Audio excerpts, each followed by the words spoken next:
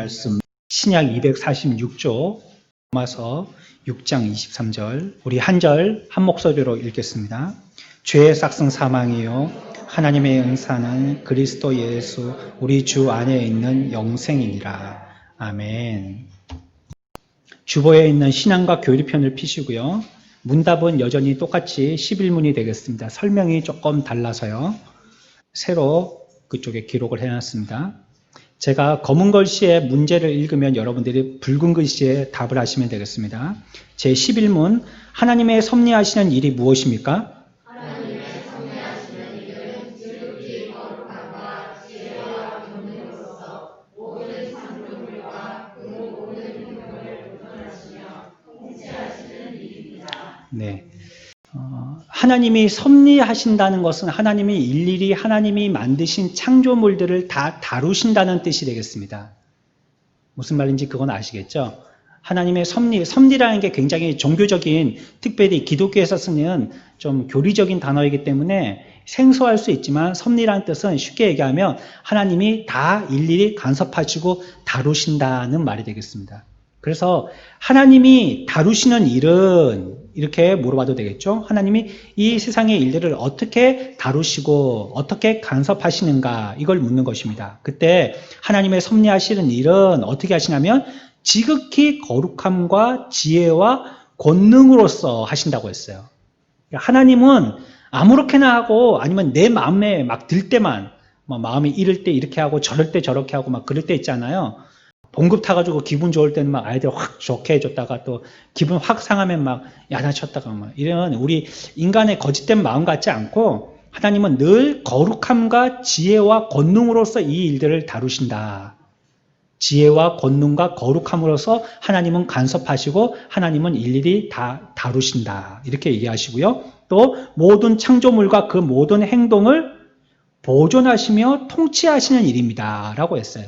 그러니까 모든 만물들을 보존도 하시고요. 통치도 하시는 거예요. 그게 하나님이 하시는 다루심 또 하나님이 간섭하심이에요. 그냥 놔두지 않는다는 겁니다. 뒤에 가서 좀 설명을 드리겠습니다. 어떻게 다루시는지. 그래서 하나님께서는 모든 창조물과 모든 행동을 보존하시고 통치하시는 그 일을 하시는데 우리가 지난주에 배웠습니다. 어떻게 그 일을 행하신다고요? 모든 창조물과 모든 행동을 보존하시고 통치하시는데 어떤 식으로 하신다고요? 어떻게 해서 보존하시고 어떻게 해서 통치하신다고요? 지난주에 배운 거대로 한다면요. 어떻게 보존하시고 어떻게 통치하시죠? 하나님에게 이런 게 없다면 세상은 보존도 통치도 안 돼요. 그렇습니다. 오래 참습니다. 오래 참. 하나님이 오래 참으시기 때문에 보존도 하시고 통치도 되는 겁니다. 만약에 하나님이 나 이제 더 이상 못 참겠어. 인간들 하는 거 보니까 죄악이 그냥 극으로 치닫는구만. 끝도 끝도 없구만. 가만히 냅뒀더니 안 되겠어. 이제 더 이상 안 참아. 엎어버려. 그랬고 확 없잖아요. 그러면 우리들에게는 이제 더 이상 기회는 없는 것입니다. 그러면 이제는 그 이후부터는 보존도 없고요. 통치도 없는 거예요. 그러면 그 이후에는 뭐가 있는 거죠? 심판만 있을 뿐이죠. 심판. 하나님의 오래 참으심이 없이는 보존 통치도 없고요. 그냥 심판만 있는 겁니다. 그러나 하나님은 보존하시고 통치하시는데 하나님의 오래 참으심을 통하여서 보존하시고 통치하신다 배웠습니다. 그래서 하나님이 하시는 일 가운데서 하나가 참는 겁니다. 참는 거. 우리가 신앙생활 할 때 보면요. 참을 수밖에 없을 때가 있어요. 어디 공격할 수 있는 것도 아니고 그렇다고 내가 다른 방법을 쓸 수도 있는 것도 아니고 참는 수밖에 없어요. 근데 그때 안 참잖아요. 그러면 굉장한 해를 봅니다.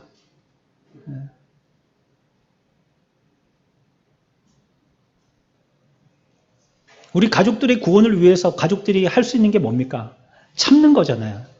그들을 구원시키려면 어쩌든지 기회를 마련해야 되니까 물론 내가 할 말이 있고 했다 하면 그게 아주 치명적인 말이 될 수도 있고 내가 승기를 딱 잡을 수 있는 그런 말이긴 하지만 다음에 그들의 구원을 위해서 말 안 하고 참는 겁니다. 꾸역꾸역 참는 겁니다. 그랬다가 정말로 나한테 그 사람이 너무 미안해하고 내가 말했다 하면 그게 100% 효과를 나타낼 수 있을 때 어느 쪽에 당신이 그랬지 이렇게 하고 싸워붙이는 게 아니라 그때 복음을 전하는 거예요. 그 구원의 기회로 삼는 겁니다. 그러니까 우리의 신앙생활 할 때도 참아야 될 경우가 많이 있습니다. 또 어떤 때는요, 아무것도 할 수 없기 때문에 참는 것 말고는 할 수 없기 때문에 참아야 하기도 합니다. 할 게 없어요. 뭐 아이가 누워서 다 죽어가요. 그거 어떻게 해요? 의사 선생님은 커튼을 제치고 나오면서 지금 시간을 두고 봅시다. 이 말밖에 안 해주는 거예요. 뭐 주사를 더 넣든지 아니 뭐 수술을 하자든지 아니 무슨 검사를 해보자든지 이게 훨씬 더 소망적인 말이겠는데 그런 말을 하기보다는요 커튼을 탁 치고 나오면서 그냥 얼굴에 그늘이 가득해가지고 시간을 두고 좀 봅시다 이러는 거예요. 그럼 뭘 해요 부모가 그 앞에서? 아무것도 할 게 없어요. 할 수 있는 게 없어요. 뭐 하는 거예요? 그냥 기다리는 것밖에 없어요. 참는 것밖에 없죠. 그러니까 우리 신앙생활도 그래서 신앙의 마지막은요 인내입니다. 인내. 마지막에 마침표를 찍는 것은 인내입니다. 인내해서 구원을 이루는 것입니다. 성경 그렇게 얘기합니다. 그래서 오래 참으시는 것이 하나님이 하시는 일 가운데서 굉장히 중요한 일을 하세요. 아무것도 안 하시는 것 같지만 오래 참으신다는 것이 정적이기 때문에 하나님이 아무것도 안 하시는 것 같지만 하나님으로서는 엄청 애를 쓰시고 계신 거예요. 여러분들이 막 화가 치솟아 오르는데 화를 참을 때 어떻게 참습니까? 막 부들부들 떨리죠? 막 이가 빡빡빡빡 갈리죠? 막 얼굴이 벌개지잖아요. 그 막 이제 입만 열었 다음에 그냥 용가리처럼 불이 팍 나올 것 같은데 입을 딱 다물고 참지 않습니까? 내가 여기서 내가 실패하지 않겠다. 내가 여기서 구원을 뒤엎게 하지 않겠다. 꽉 참지 않습니까? 하나님이 하시는 일이 이 참으심이 굉장한 에너지를 소모하시는 일이에요.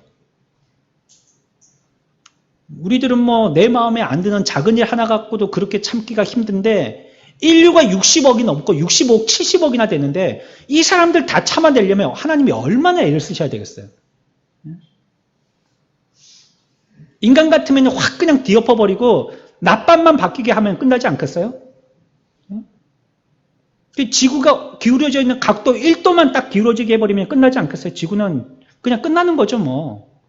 그런데 참으시는 거예요. 또 참으시고 또 참으시는 거예요. 근데 그렇게 하시는 목적이 뭐죠?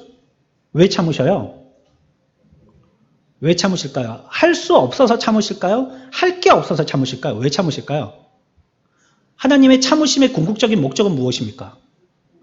예, 그렇습니다. 우리의 구원 때문입니다. 우리를 구원하시려고 그 사람이 이제 예수 믿게 하시려고 함께 믿는 사람이 구원의 삶을 살도록 하시기 위해서 뭐 하신다고요? 참으시는 거예요. 부모도 왜 참아요? 자식한테. 기회를 주는 거잖아요. 기회를 줘서 이 아이 사람 한번 만들어 보려고 그렇게 참는 겁니다. 말도 안 되는 소리 하고 정말로 막 누가 맞는지 누가 틀리는지 다 사사건건 시비 걸하고 싸우고 싶고 막 한번 맞붙어가지고 해보고 싶을 때도 있는데 남자 대 남자로 글러브 끼고 링에 올라가서 견장 떼고 하고 싶을 때가 몇 번이나 있어요. 예? 진짜로 저는 그냥 글러브로 살려고 했던 적도 있습니다. 어디 태권도장 빌려가지고 우리 집은 전부 다 남자애들만 있으니까 이제는 아마 해도 해볼만 할 것 같아요. 예. 한 번씩 이제 제 힘을 가시한다고 팔씨름을 하자 해서 제가 한 번씩 눕혀버리죠. 때려 눕혀버리죠. 예. 질 때도 있지만 예. 아이들이 운동을 많이 하고 힘이 많이 빠진 상태로 아니면 자고 이제 막 일어났다든지 해갖고 내가 팔씨름 하자 해서 바로 이겨버리죠. 그때는. 예. 뭐 그렇게 우리 아이들에 대해서도 우리 부모가 참지 않습니까? 그렇게 할 수 있지만 그 아이들이 인격적으로 조금 잘 길러져 보라고 참는 거잖아요. 하나님 또 우리의 구원을 위해서 참으시는 겁니다. 하나님이 이렇게 심판하신다면 더 이상 기회가 없고 그는 이제 이렇게 완전히 넘어가 버린다면 소생할 수가 없기 때문에 기회를 주시는 것입니다. 그러니까 이 세상에 하나님의 오래 참으심 없이는 어떤 훌륭한 사람을 통하거나 어떤 훌륭한 방법을 통하여서도 구원할 수 있는 방법은 없어요. 하나님의 오래 참으심이 있기 때문에 인간의 구원이 허락되는 것입니다. 근데 오늘은 뭘 생각할 거냐면요. 이거는 이제 지난까지 배운 거고 하나님께서 사람을 구원하시기 위해서 섭리하실 때 말씀이죠. 오늘 질문에서 그렇죠? 하나님의 섭리 얘기하고 있지 않습니까? 섭리하실 때 오늘 답에서 보면 하나님의 섭리하시는 일은 지극히 거룩함과 지혜와 권능으로서 모든 창조물과 그 모든 행동을 보존하시며 통치하시는 일입니다. 라고 얘기하고 있지 않습니까? 보존하시고 통치하신다는데 우리가 조금 포인트를 주고요. 그 중에서 보존과 통치를 제가 이런 말로 한번 바꿔보았어요. 하나님이 섭리하실 때요, 그 일에 기적도 사용하신다는 것입니다. 뭐도 사용하세요? 기적도 사용하신다는 겁니다. 제가 이 시간에 신비적인 얘기 하려고 하는 게 아닙니다. 그거는 끝까지 들어보시면 압니다. 저 목사님이 뭘 말씀해, 이게 뭐 또 뭐 아픈 사람 팍팍 낫는다, 뭐 공중부양한다, 무슨 대통령 선거할 때 어떤 후보처럼 막 공중부양한다, 제가 그 말 하려고 하는 게 아닙니다. 여기서 얘기하는 것은 기적도 하나님께서 구원의 섭리의 방법으로 사용하신다는 것입니다. 기적은요, 신학적인 용어로 쓴다면 특별 섭리라고 합니다. 우리 같이 봅시다. 특별 섭리. 특별 섭리. 그러면 하나님께서 기적으로 행하지 아니하시고 보통으로 행하실 때의 섭리를 무슨 섭리라고 할까요? 네, 그건 일반 섭리라고 합니다. 일반 섭리. 그러니까 우리의 일반적인 것을 통하여서 섭리하시는 것. 하지만 하나님이 그렇지 않고 특별하게 행하실 때는 특별 섭리라고 하는 것입니다. 그 가운데 기적도 있다. 그러니까 하나님의 섭리 가운데 하나의 일입니다. 하나님의 행하시는 섭리와 구별되게 특별하게 행하시는 일이기 때문에 그 이름 앞에다가 특별을 붙입니다. 우리나라 사람들은 굉장히 특별을 좋아하죠. 그렇죠? 특별히, 대단히, 굉장히, 그리고 또 VIP도 못해서 VVIP 이래가지고 굉장히 특별하게 대우해 주는 걸 좋아하잖아요. 하나님의 섭리도요, 하나님의 보통의 섭리와는 구별하시기 위해서 특별한 섭리를 보여주시는 것입니다. 이거는 하나님께서 사랑하고 자비를 나타내시는 보통의 방법하고는 조금 달라요. 전에 사용하시지 않던 새롭고 놀라운 방법으로 행하시는 기적들입니다. 새로운 방법들, 놀라운 방법으로 행하시는 거예요. 그래서요, 하나님은 이 세상에 있는 모든 만물들을 질서 있게 규칙대로 운행하도록 법칙을 정해 두셨어요. 시편 104편 29절에 주께서 물의 경계를 정하여 넘치지 못하게 하시며 다시 돌아와 땅을 덮지 못하게 하셨나이다 라고 얘기했어요. 이 말은 무슨 말인지 알겠죠? 여러분들 바다의 파도 아시죠? 어저께인가요? 그저께인가요? 인천에서요, 한 식구가 조난을 당했습니다. 어른 4명, 어린이 1명. 그러니까 5명이네요. 조난을 당했어요. 근데 어떻게 조난을 당했냐면, 서해안의 갯벌에 조개잡이 하다가 물이 들어오는 걸 갖다가, 이렇게나 물이 들어왔어 했을 때는 이미 도망가기 늦은 거예요. 걸어갈 때는 그냥 평평한 땅처럼 보이지만요, 물이 들어오기 시작하면은 여기는 조금 높지만은 육지 끝까지 가려다 보니까 깊은 데로 들어가야 될 때도 있거든요. 그런데 거기에 물이 차 있으면 여기는 무릎이지만 거기 가려면 목까지 차거든요. 그러니까 겁이 나서 못 가는 거예요. 그리고 여기 있다가 전화만 하고 119가 오기만을 기다리는 거죠. 그러다가 나중에는 허리까지 차고 나중에 목까지 차가지고요, 헤엄을 못 쳐서요, 어떤 어른은 페트병 1개 들고 매달려 있고, 아이는 학교에서 생존 수영을 배웠대요. 그래서 누워가지고 이렇게 숨만 쉬는 거 있잖아요. 가만히 누워있으면 몸이 뜨잖아요. 그래갖고 막 수영해서 나가는 게 아니고 붕붕 떠 있는 거 있죠, 물에. 그렇게 해가지고 전화하고 시간을 버티고 있는 동안에 헬기가 와서 다 구출했어요. 한 명도 죽지 않았어요. 다 살려냈어요. 근데 저는 처음에 그 장면을 보고요, 수영을 하러 들어갔는데 왜 옷이 그냥 평복을 입고 들어갔지? 그렇게 생각했는데 수영을 해가지고 멀리까지 나간 게 아니고 갯벌 조개잡이 하다가 그냥 평복 입고 조개잡이 하다가 물이 들어오는 바람에 그냥 그 가운데서 조난을 당한 거예요. 다 구원됐어요. 너무 슬퍼하실 필요 없습니다. 그런데 그것도 말이에요, 물이 들어오는데 계속 들어오지는 않아요. 어느 점까지 들어오는 거예요. 그렇죠? 그러다가 물이 빠져나가면요, 끝까지 빠져나가지 않아요. 어디까지만 빠져나가는 거예요. 저는 인천에서 군생활을 했기 때문에 물 빠지고 들어오는 게 얼마나 무섭다는 걸 압니다. 물이 빠지잖아요. 이 바다 끝에서 저 수평선 끝까지 물이 다 빠집니다. 제가 보기에는. 다 빠집니다. 그 겨울에 눈이 오잖아요. 바다에 눈이 내린 것 같아요. 하얘요, 그냥. 저 갯벌 끝까지. 근데 물이 들어오면요, 또 발목까지 출렁출렁 거려요. 아, 무섭게 들어와요. 그렇지만 하나님이요, 발목까지 들어오지만요, 이걸 넘어서 뚝 방파제를 지나가지고 도심까지 들어오게 하긴 하지 않는다는 거예요. 그 직전에 뭐 하게 하세요? 또 물을 빼세요, 또. 이랴 해가지고 또 물을 빼세요. 쭉 뺍니다. 저 끝까지. 또 저 물 끝까지 뺐다가 또 너무 빼지 않으세요. 또 어떻게 해요? 가자 해서 또 이까지 또 오는 거예요. 그러니까 하나님이 물의 경계를 정하여 넘치지 못하게 하시면 그대로예요. 말씀 그대로. 그래서 다시 돌아와 땅을 덮지 못하게, 밀물이 다시 덮칠 때에 하나님이 경계하신 그 경계를 넘지 못하는 정도에서 끝이도록 하셨다는 거예요.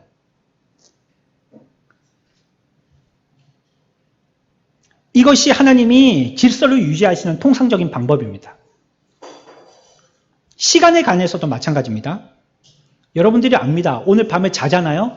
잘 때 여러분들이 눈 뜨는 그 시간은 시간으로 봤을 때는 뭐가 됐으리라고 짐작하고 눈을 뜨죠?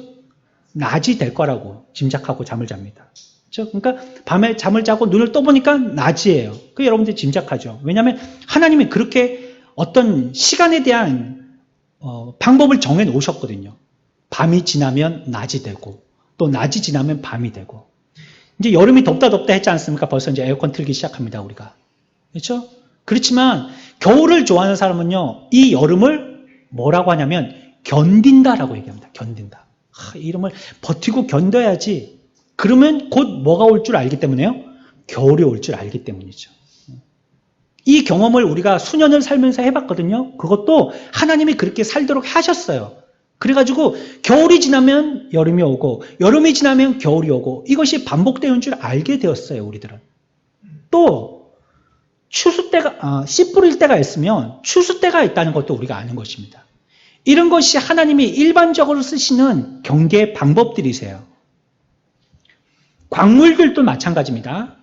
생명이 없는 광물들, 돌멩이 같은 것들 있죠. 그 돌멩이 그대로 보존되게 하셨어요. 하나님이 그걸 갖다가 보존하시도록 보존하셔서 그 광물의 성질을 그대로 갖고 있게 하셨다는 말이에요. 돌은 돌이에요, 그냥.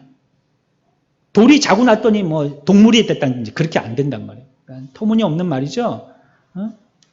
뭐 파 먹고 마늘 먹고 동굴에 가 있으면 뭐 사람 되고, 그렇죠. 예. 그럼 뭐 애들 교육 뭐 하려고 시켜요? 맨날 파하고 마늘만 먹이지. 사람 되게 하려면. 아직도 사람이 안 된 애들이 많은데. 학교 공부 가르치는 것보다 매달 마늘만 먹이죠. 마늘 갈아 먹이고 막 생마늘 먹이고 구워 먹이고 그래갖고 제발 좀 사람 좀 되라고. 그렇게 되면 사람 된다면 말이죠. 그러니까 어떤 물질이면 물질, 생물이면 생물, 그 성질이 바뀌지 아니하도록 하나님이 그대로 두게 하셨다는 거예요. 광물이면 광물 그대로요. 성질을 보존하신다는 것이에요. 식물도 마찬가지입니다. 식물이 자고 났더니 동물이 됐다. 그런 일은 없습니다. 하나님이 그렇게 만들지 않으세요. 하나님은 식물로서 보존되어지도록 그 성질을 유지하도록 하셨다는 거예요. 서로 섞이게도 안 하셨어요. 참 희한하죠? 하나님이. 그래서 동물들 간에는 그 종의 교합을 이루어서 만든 동물들도 있죠. 예를 들자면 말하고 당나귀하고 합쳐가지고 뭘 만들었죠? 노새 이런 걸 만들었잖아요. 그럼 우리 노래 부르는 거 그런 거 아닙니다. 노새 이런 거 아닙니다. 그러니까 짐 싣고 다니는 짐승 얘기하는 겁니다. 그런 거 만들었잖아요. 그러니까 그거는 종간의 교배지만 식물하고 동물은 아니에요. 동물과 동물인 것입니다. 식물도 우리가 있죠.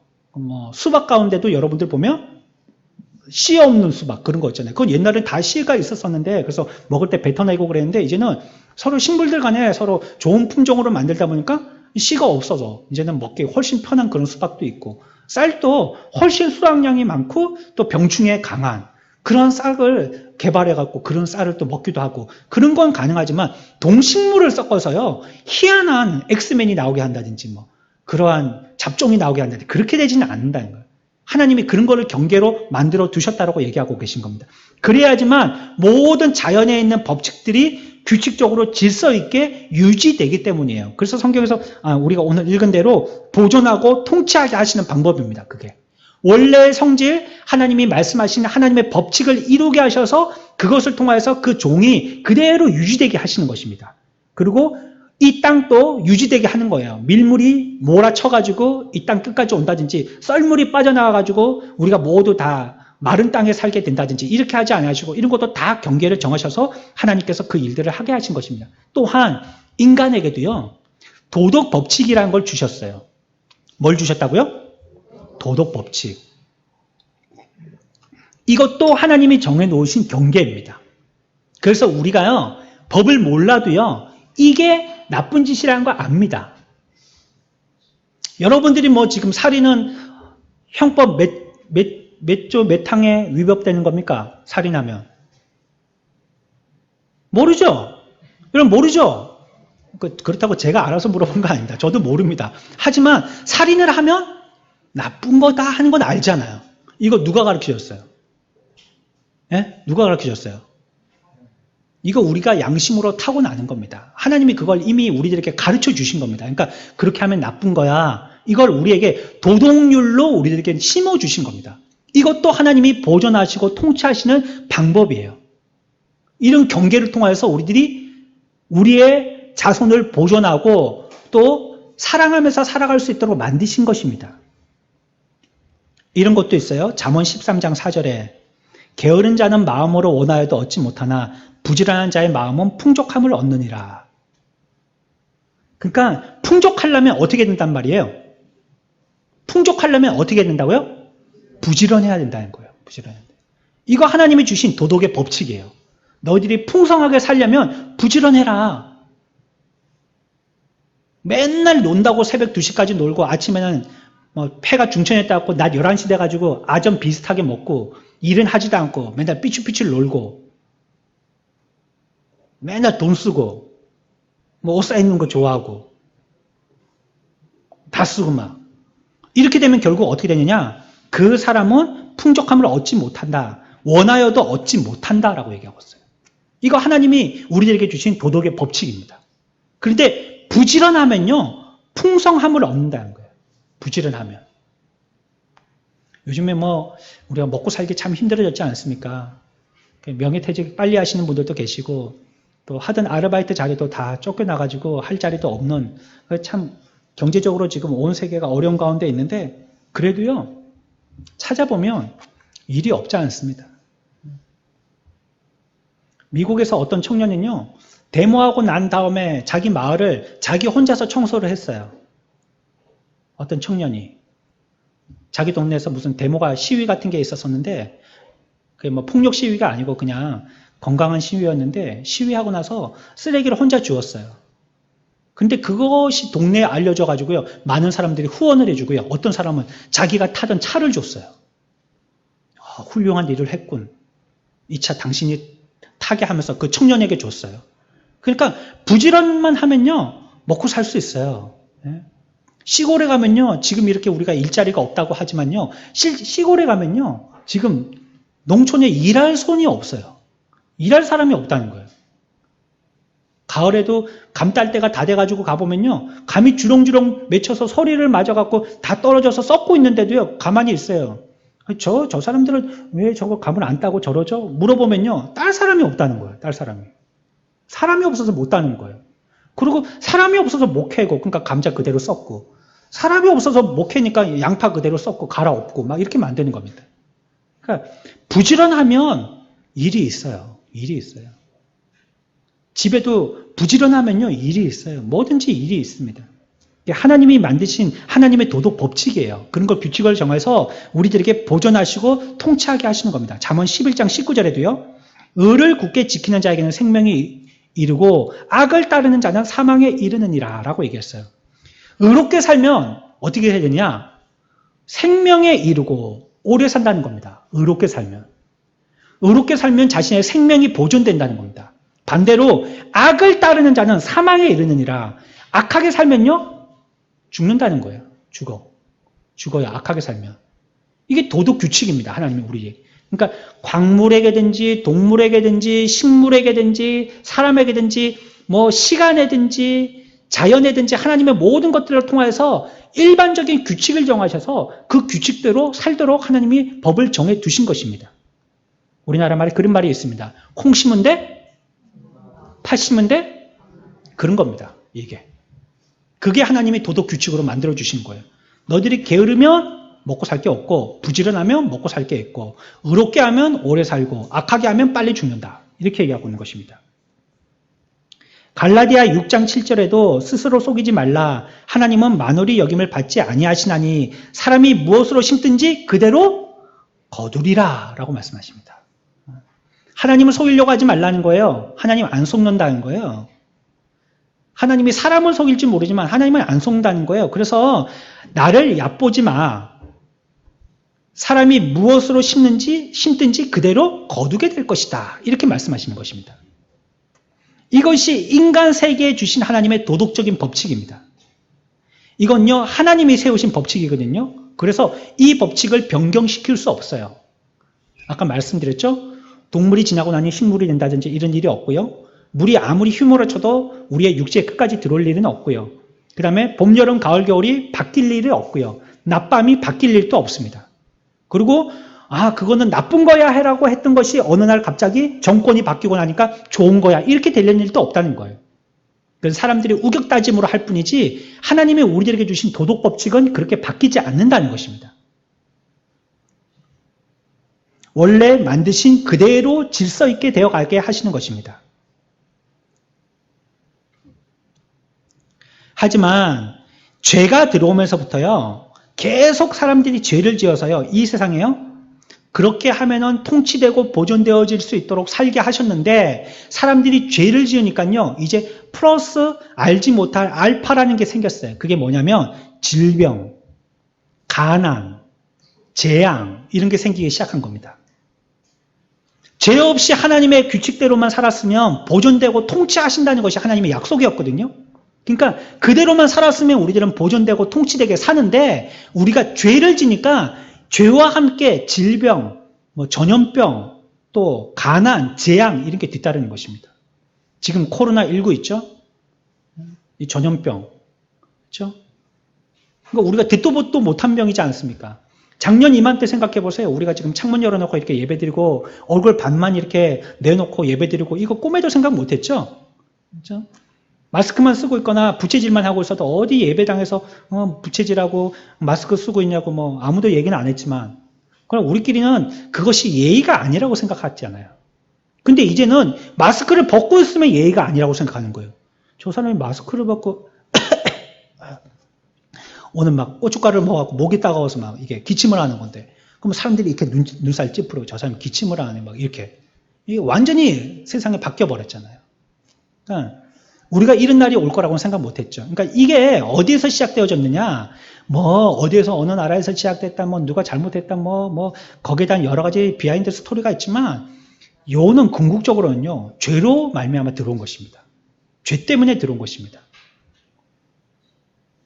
천재지변이나 질병 같은 것도 마찬가지입니다. 그리고 그 뒤에는 마지막에 이로 말미암아 우리들에게 최종적으로 찾아오는 것이 무엇이 됐죠? 통치하고 보존하시나 그럼에도 불구하고 죄 때문에 우리들에게 이 모든 질서가 엉망이 되도록 한 그 여러 가지 요인으로 결국 우리들이 치닫게 되어진 결론은 뭐죠? 뭐죠? 뭡니까? 죽음입니다. 죽음. 죽음에 이르게 됐잖아요. 죽게 됐잖아요, 사람이. 사람이 왜 죽습니까? 늙어서 죽죠. 왜 죽어요? 사고 나서 죽죠. 병으로 죽죠. 그리고 또 나이가 들어서 죽죠. 그러나 성경에서 우리들에게 얘기하고는 죽음에 대한 이유는요, 죄 때문에 죽는 것입니다. 죄가 들어와서 죄로 말미암아 하나님의 통치를 벗어난 우리의 인생은 저주처럼 죄를 안고 살게 되는 것입니다. 그래, 우리의 인생에는요, 죄의 죽음에 대한 공포를 늘 안고 있습니다. 사람이 가지게 될 가장 큰 욕망이 무슨 욕망이냐면 생애에 대한 욕망입니다. 살고 싶은 것. 그러니까 나 사는 데는요, 두 번째가 없어요. 그래서 얼마 전에 우리가 6.25를 지났지만요, 6.25 피난 가던 엄마가 그렇게 했다잖아요. 뭐 일화의 우스개 얘기지만 애를 등에다가 들쳐 안고 이렇게 피난을 가고 있는데 뭐 폭격기가 날아가니까 자기가 살려고 그냥 숨는 게 아니고 뒤에 있던 애를 갖다 앞으로 쌍 해갖고 자기 얼굴을 이렇게 가리고 자기 살려고 그렇게 하면서 살았다는 얘기도 있잖아요. 우스개 얘기겠지만 그것처럼 사람의 생애에 대한 욕구는 가장 큰 거예요. 119 구조대원이 헤엄을 쳐갖고 나한테 가까이 와요. 당황하지 마세요. 안심하세요. 이래도요, 사람이 가까이 오면요, 그 사람이 나를 살려줄 사람인데 어떻게 하죠? 막 머리를 짓누르고 어깨를 짓누르고 니는 죽어도 나는 살아야 되겠다. 막 이래가지고 막 그 사람을 갖다 덜쳐 안는 거예요. 그래서 구급대원이 그런 사람들 살릴 때는요, 안 가죠, 가까이. 그냥 튜브만 던져준다든지, 뭘 잡으라고 한다든지 이러죠. 가까이 갔다가는 자기도 같이 죽으니까. 그만큼 생에 대한 욕구가 강해요. 그렇죠? 그렇게 이 말은 뭘 반증하는 겁니까? 우리 속에 죽음에 대한 공포, 그것도 강하다는 그만큼. 늘 죽음이 우리의 옆에서 도사리고 있다는 걸 안다는 거예요.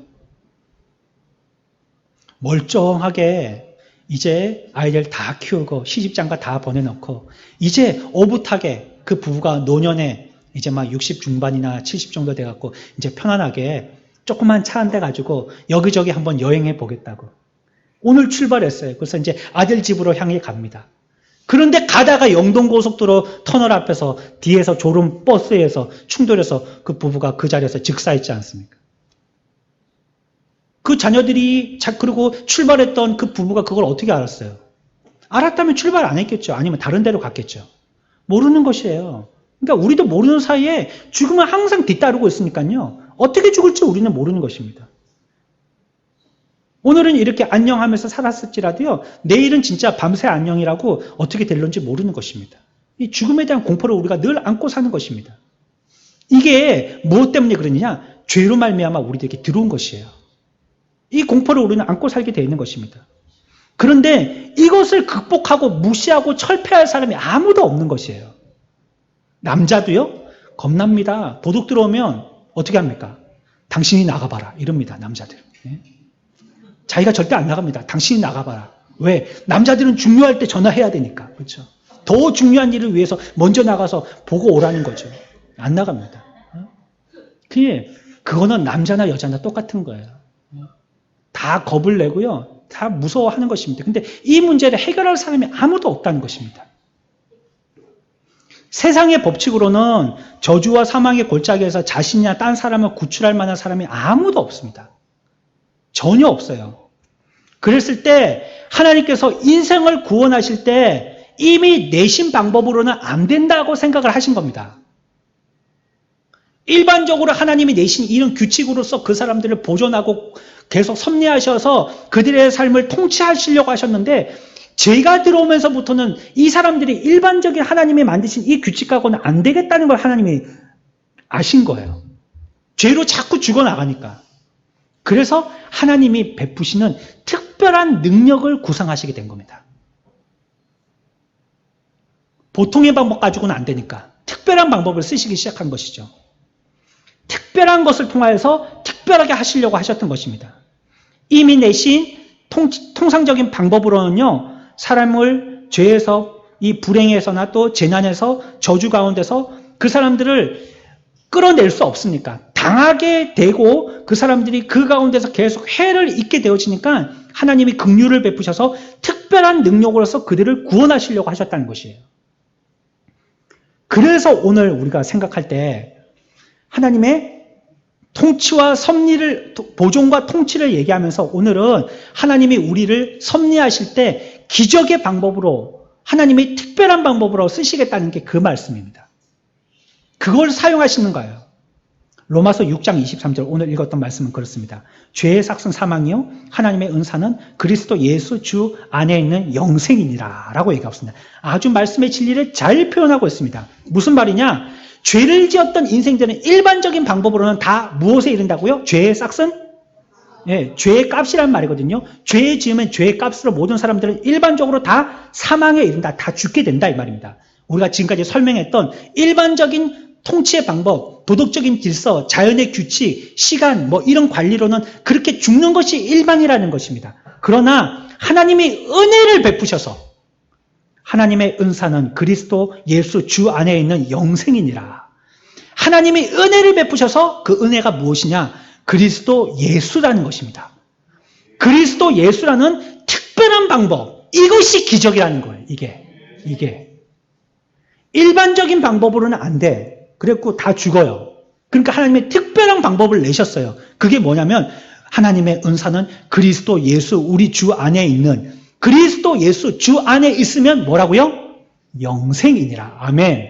그러니까 일반적인 방법으로는요, 죄를 지으면 다 죽는데 하나님의 은혜를 내려주셔서 예수 안에 있는 자는 뭐 하게 된다고요? 영생하게 된다는 겁니다. 그게 로마서 6장 23절 말씀입니다. 이거는 우리를 구원해 주신다는 말씀이기도 하고 하나님이 이와 같이 우리를 섭리하신다는 말씀입니다. 통치하고 보존하시는데 하나님의 구원받을 백성을 망해서 죽고 넘어지게 하지 아니하시고 이와 같이 하나님의 은혜를 통하여서 예수 그리스도라는 특별한 기적을 통하여 우리들을 영생하게 하신다는 겁니다. 우리가 죽음을 맛보지 않습니까? 맨날 아이고 죽겠다 하지 않습니까? 우리나라 사람들 그렇게 죽음을 좋아하는지 모르겠어요.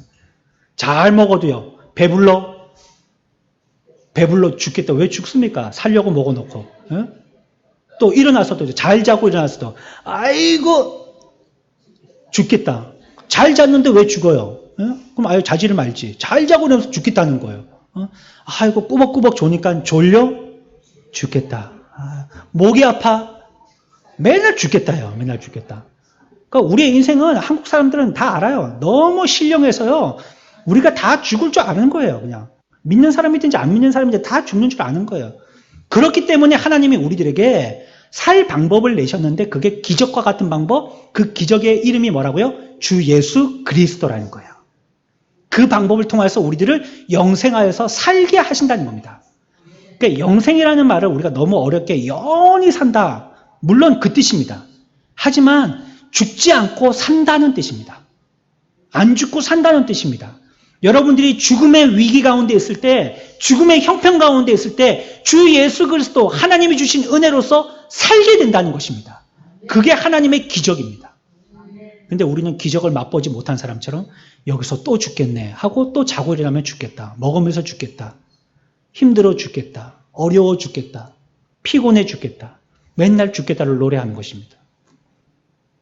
하나님의 섭리를 찬양해야죠. 하나님이 여기서도 우리에게 영생을 주시겠네. 이 일 가운데서도 생명을 주시겠네. 이렇게 해서 나를 살려주시겠네. 보존하시고 통치하시겠네. 하나님은 영원히 우리에 대해서 그 약속을 어기지 아니하신다고 말씀하셔요. 로마서 6장 23절이 말씀하고 있으니 이때에도 이 고비를 넘기시고 또 우리를 살게 하시겠네. 이게 구원받은 특별한 하나님의 기적을 체험한 저와 여러분들의 노래가 되어야 되지 않겠어요?